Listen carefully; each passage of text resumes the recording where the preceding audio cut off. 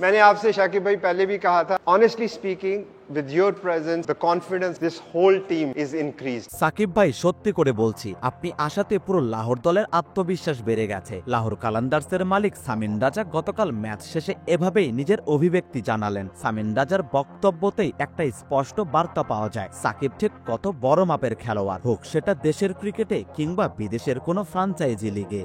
লাহোরের মালিক যখন সাকিবের প্রশংসায় পঞ্চমুখ, ঠিক তখনই লাহোরের উদ্দেশ্যে বিমান ধরছেন আরেক বাংলাদেশি মেহেদী হাসান মিরাজ। সাকিবের সঙ্গী হচ্ছেন জুনিয়র সাকিব, রিশাদ সাকিবের পরে এবার মিরাজ। লাহোর কালান্দার্স যেন এক টুকরো বাংলাদেশ।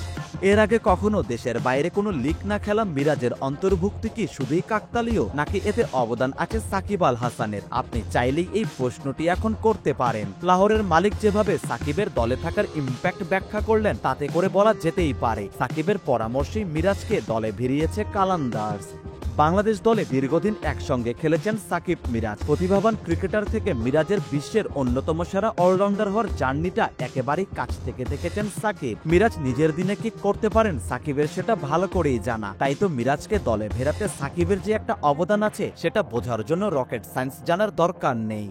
অবশ্য সবশেষ বিপিএলে মিরাজ যেভাবে ব্যাটে বলে ক্যাপ্টেন্সিতে পারফর্ম করেছেন, তাতে মিরাজের পিএসএল এ ডাক পাওয়াটা অবাক করার নয় একেবারেই। বিপিএল সেরা হওয়া মিরাজের খেলা লাহোর অধিনায়ক শাহিন আফ্রিদিও কাছ থেকে দেখেছেন, সেটাও মিরাজকে দলে ফেরাতে কার্যকরী ভূমিকা রেখেছে বলা যায়। তাই তো ইংল্যান্ডের বিপক্ষে টেস্ট খেলতে লাহোর ক্যাম্প ছেড়ে যাওয়া সিকান্দর রাজার জায়গায় মিরাজকে দলে ঢোকাতে খুব বেশি চিন্তা করতে হয়নি লাহোর ম্যানেজমেন্টকে।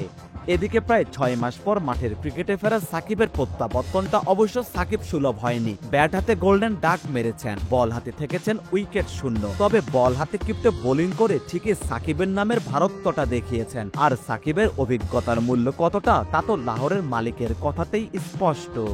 রিশাদ সাকিবের পর মিরাজও সম্ভবত পরের ম্যাচের একাদশেই সুযোগ পাবেন। তাতে করে লাহোরের স্পিন বিভাগ সামলাবেন দুই বাংলাদেশি ক্রিকেটার। জাতীয় দলে জুটি বেঁধে যেভাবে তারা বছরের পর বছর পারফর্ম করেছেন, সেই ধারা নিশ্চয়ই বজায় রাখতে চাইবেন ভিন দেশে গিয়েও। গুরু শিষ্যের এই যুগলবন্দিতে ভর করে লাহোর ফাইনালে উঠতে পারে কিনা, এখন সেটাই দেখার পালা।